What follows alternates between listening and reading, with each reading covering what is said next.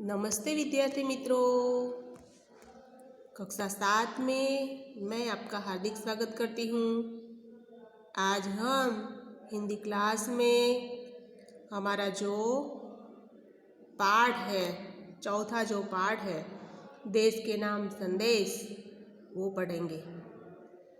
देश के नाम संदेश एक पत्र लेखन है। अगले वीडियो में मैंने काफ़ी सारी जानकारी बताई थी कि पत्र लेखन कैसे लिखा जाता है, बराबर। अब हम आधा जो पाठ है वो पाठ आगे ले जाते हैं। उनसे पहले मैं आपको जितना हमने पाठ पढ़ा अगले वीडियो में वो सारी जानकारी मैं आपको देती हूँ। तो अगले वीडियो में हमने बताया था कि हम विदेश में कैसे रहते हैं और यहाँ पर कैसे रहते हैं। हमारे यहाँ के लोग हमेशा सरकार को ही दोष देते हैं, जैसे नगर पालिका कचरा नहीं उठाती, हमारे कानून पुराने पड़ गए हैं, हमारी सरकार निकम्मी है। इस तरह हम एक दूसरे को दोष देते हैं और फिर विदेश की बात बताते हैं कि विदेश में ये बातें अच्छी हैं। फिर सिंगापुर की बात बताते हैं कि सिंगापुर में आप हवाई अड्डे पर सिगारेट का टुकड़ा नहीं उठा सकते, यानी नहीं फेंक सकते, स्टोर में खा भी नहीं सकते। अगर आपने ऐसा किया तो वहाँ पर आपको दंड भुगतना पड़ता है। आप हमेशा दूसरे देशों की ईर्ष्या करते हैं, लेकिन दूसरे देशों की तरह अगर हम यहाँ पर रहें तो अच्छी तरह से हमारा देश भी दूसरे देशों से आगे पहुँच जाए। फिर आपने 5 से 8 बजे तक अगर आंचल रोड पर कार चलाने की हिमायत की तो आप टोल टैक्स भरने के लिए तैयार रहना पड़ता है।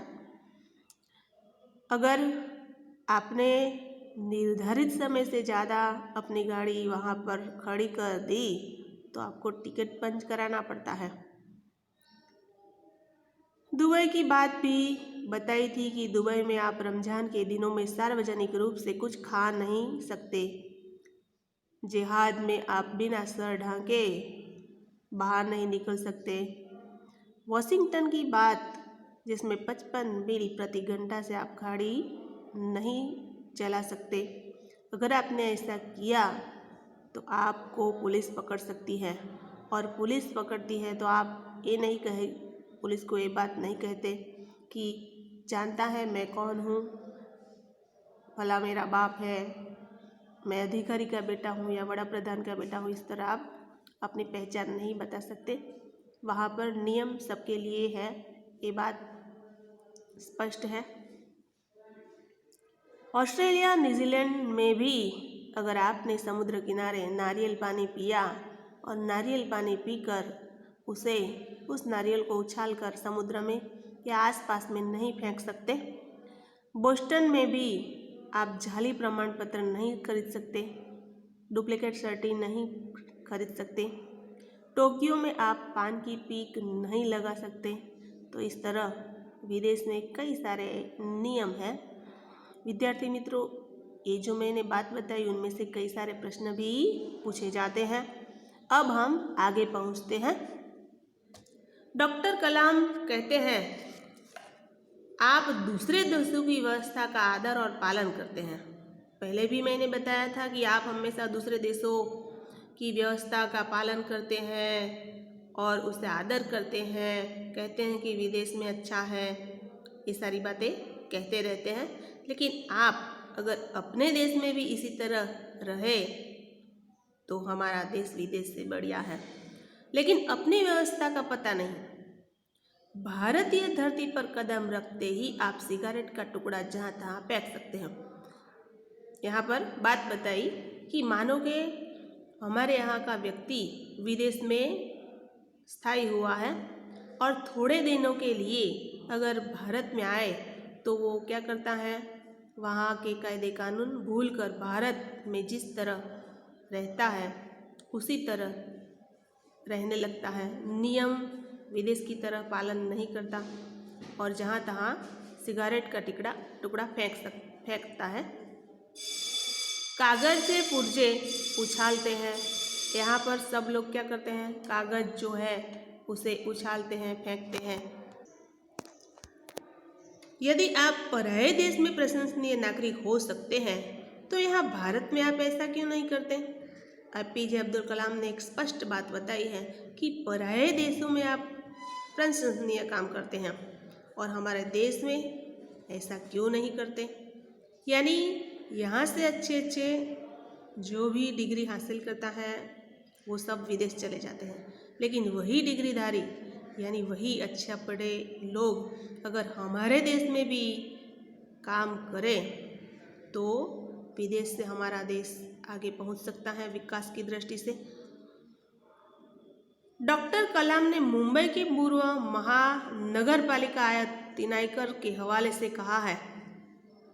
डॉक्टर कलाम ने मुंबई के पूर्व नगर पालिका आयुक्त तिनाइकर के हवाले से कहा है कि अमीर लोग अपने कुत्ते को सड़कों पर घुमाने निकलते हैं। तो यहाँ पर मुंबई में या हमारे देश में कई भी जगह लोग कुत्ता पालने का शौक़ रखते हैं और सुबह सुबह में वो अपने कुत्ते के साथ घूमने के लिए निकल पड़ते हैं और जहाँ तहाँ गंदगी बिखेर कर आ जाते हैं। और जो कुत्ता है वो कुत्ता जहाँ तहाँ गंदगी बिखेर देता है और फिर वही लोग सड़कों पर गंदगी के लिए प्रशासन पर दोष मढ़ते हैं। तो यहाँ पर अमीर लोगों की बात बताई कि अमीर लोग क्या करते हैं, कुत्ते को रखते हैं और कुत्ते को रखते हैं तो सुबह सुबह में कुत्ता लेकर घूमने निकल पड़ते हैं और फिर कुत्ते को मन हुआ वहाँ पर उन्होंने गंदगी बिखेर दी गंदगी वहाँ पर और फिर हम क्या कहते हैं, प्रशासन पर दोष मढ़ते हैं कि हमारी सड़कें साफ सुथरी नहीं है, गंदगी है। यहाँ पर हम क्या वे उम्मीद करते हैं कि वे जब बाहर निकले तो एक अधिकारी झाड़ू लेकर उसके पीछे पीछे चलेगा और जब उसके कुत्ते को हाजत लगेगी तो वह एक कटोरा उसके पीछे लगाएगा। तो यहाँ पर कटाक्ष क्या है कि हम लोग हमेशा क्या करते हैं, प्रशासन पर दोष मढ़ते हैं, कहते हैं कि हमारी सरकार काम नहीं करती और जो कुत्ता उन्होंने रखा है तो कुत्ता वो लोग जिन्होंने कुत्ता रखा है वो हमेशा ऐसी उम्मीद करता है कि हमारे अधिकारी उसके पीछे झाड़ू लगा कर घूमें, अगर कुत्ते को हाजत लगे तो उसके पीछे कटोरा लेकर घूमें। यही सोच सब लोगों यही सोच रखते हैं। तो यहाँ पर ये जो बात बताई है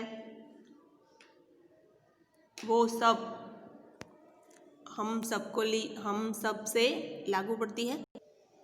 हमारे यहाँ भी कई सारे नियम हैं, जैसे कचरा है तो कचरा हमेशा डस्टबिन में डालना चाहिए।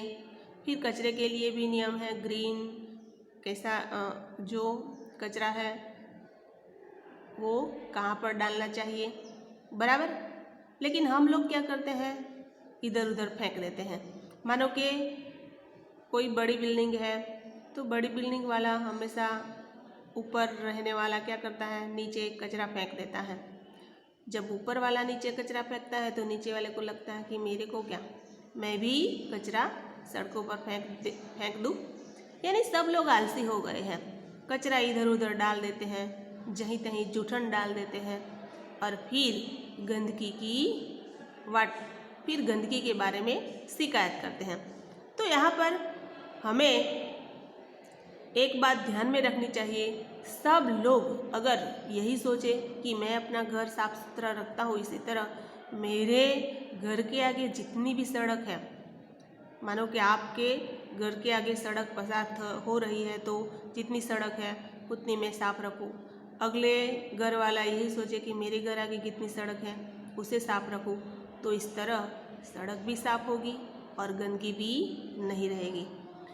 हमेशा कचरा डस्टबिन में डालने की आदत रखें तो वहाँ पर भी हम स्वच्छ रख सकते हैं। ये बात यहाँ पर APJ अब्दुल कलाम ने अच्छी तरह से बताई है कि हमें हमेशा स्वच्छ भारत की सोच रखनी चाहिए। राष्ट्रपति ने मिसाल दी कि अमेरिका और जापान में कुत्ते के मालिक को उसकी छोड़ी हुई गंदगी साफ करनी पड़ती है। फिर राष्ट्रपति ने बताया कि अगर अमेरिका में या जापान में अगर कोई कुत्ता पालता है कोई मालिक, तो उसे अगर लेकर घूमने निकला और उसके कुत्ते को गंदगी अगर कुत्ते ने की तो उस गंदगी को कुत्ते के मालिक को साफ करना पड़ता है। फिर शासन व्यवस्था के बारे में डॉक्टर कलाम ने कहा है कि हम सरकार चुनने के लिए वोट डाल जाते हैं और अपनी सारी जिम्मेदारियां भी उसी को ही उलट कर आते हैं। तो कलाम ने कहा कि हम लोग सरकार चुनते हैं, चुनाव करते हैं, सरकार चुनते हैं और फिर सरकार चुनने के बाद हम सब ये बात करते हैं कि हमने वोट दिया तो सारी जिम्मेदारी सरकार की, ऐसा हम मानते हैं। लेकिन हमें ऐसा नहीं मानना चाहिए। सरकार ने नियम बनाए हैं, उसके नियम का हमें पालन करना चाहिए। हम आराम से बैठकर सोचते हैं कि जब हमारे नाज नखरे सरकार उठाएगी, हम सोचते हैं कि हमारा हर काम सरकार करेगी और हम फर्श पर पड़ा हुआ रद्दी कागज का टुकड़ा भी उठाकर उसे डस्टबिन में या कूड़ेदान में डालने की जहमत तक नहीं करते। तो यहाँ पर ये बात बताई है कि हम यही सोचते हैं कि हमारी सरकार आए और वो सब अपना काम करे। हम रद्दी कागज का टुकड़ा अगर फर्श पर पड़ा है, टाइल्स पर पड़ा है, तो उसे उठाकर कूड़ेदान में भी नहीं डाल सकते। इतनी दस्ती भी हम नहीं उठाते। ऐसे है हमारे भारतवासी। रेलवे हमारे लिए साफ सुथरा बाथरूम देगी और हम इन्हें ठीक से इस्तेमाल करना भी नहीं सीखते। तो यहाँ पर रेलवे की बात बताई कि रेलवे हमेशा वहाँ पर जो बाथरूम है, संडास है, उसे साफ सुथरा रखने की जिम्मेदारी हम सबकी है। अगर जो भी वो उसका इस्तेमाल करे तो उसे वहाँ साफ करके आना चाहिए। अगर हर एक व्यक्ति यही सोचे कि हम यहाँ पर जाते हैं तो हमें अपनी गंदगी साफ करके आना चाहिए, दूसरों पर भरोसा नहीं रखना चाहिए, हमने इसका इस्तेमाल किया है तो अच्छी तरह से साफ करना भी जाने, अच्छी तरह से इस्तेमाल करना भी जाने।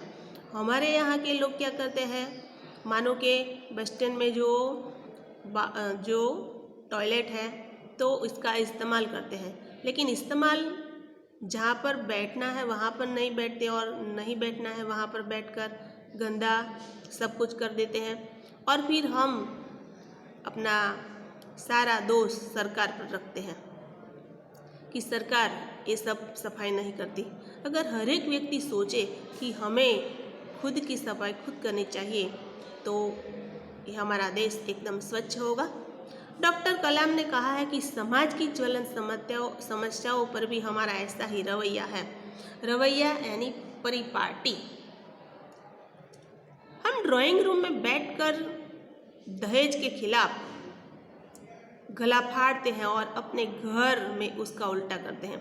यहाँ पर जो बड़े बड़े ठेकेदार हैं, समाज के आगेवान हैं, वो लोग क्या करते हैं, समाज में नियम बनाता है कि दहेज लेना नहीं चाहिए, फिर लग्न में इतना खर्चा करना नहीं चाहिए, इतनी रकम देनी नहीं चाहिए, बैंड बाजा नहीं लाना चाहिए, फिर मरण हो तो उसमें भी कई सारे नियम बनाए जाते हैं।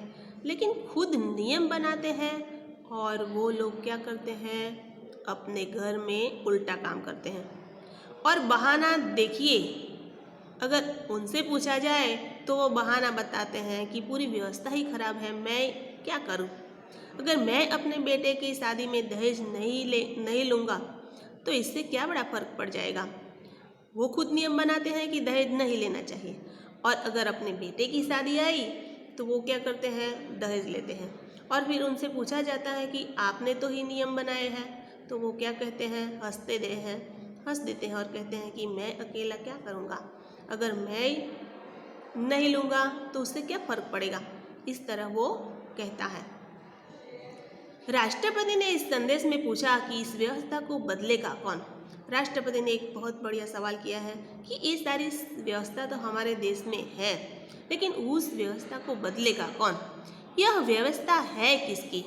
आप आसानी से कह देंगे कि व्यवस्था में शामिल है हमारे पड़ोसी के आसपास के घर, अन्य शहर, अन्य समुदाय और सरकार। लेकिन मैं और आप कतई नहीं। जब कुछ अच्छा करने की हमारी बारी आती है तो हम अपने परिवार को सुरक्षित कवच में घेर लेते हैं। फिर अगर सरकार हम सबको कहती है तो हम क्या करते हैं, हम अपने पड़ोसी का दोष देते हैं, आसपास के घर वालों का दोष देते हैं, अन्य शहरों का दोष देते हैं, अन्य समुदाय का दोष हम देते हैं, फिर सरकार का दोष देते हैं, लेकिन उन सब में हमारा नाम कहीं नहीं आता। यानी ये सब जिम्मेदार हम लोग हैं, लेकिन हम दूसरों पर अपना दोष मढ़ते हैं। जब कुछ अच्छा करने की हमारी बारी आती है तो हम अपने परिवार को सुरक्षित कवच में घेर लेते हैं। दूसरे देशों की ओर निहारते हैं और इंतजार करते हैं कि कोई मिस्टर क्लीन आए और अपने जादुई हाथों से चमत्कार करेगा, और ऐसा नहीं होता तो आप देश छोड़कर ही चले देंगे। उन्होंने कहा कि हम अपने भय से भागकर अमेरिका जाएंगे, उनके गौरव का गुणगान करेंगे। अब हम क्या करते हैं, हमारे यहाँ कोई तकलीफ आती है तो हम विदेश में चले जाते हैं। अगर विदेश में कोई तकलीफ आती है तो आप दूसरे देश में चले जाते हैं और वहाँ पर क्या करते हैं, आप उनका गुणगान करते हैं, व्यवस्था की प्रशंसा करेंगे। और जब न्यूयॉर्क असुरक्षित हो जाएगा तो आप इंग्लैंड भाग जाएंगे। इंग्लैंड में बेरोजगारी होगी तो आप खाड़ी में चले जाएंगे। जब खाड़ी में युद्ध छिड़ा जाएगा तो आप भागकर फिर घूम फिर कर अपनी भारत सरकार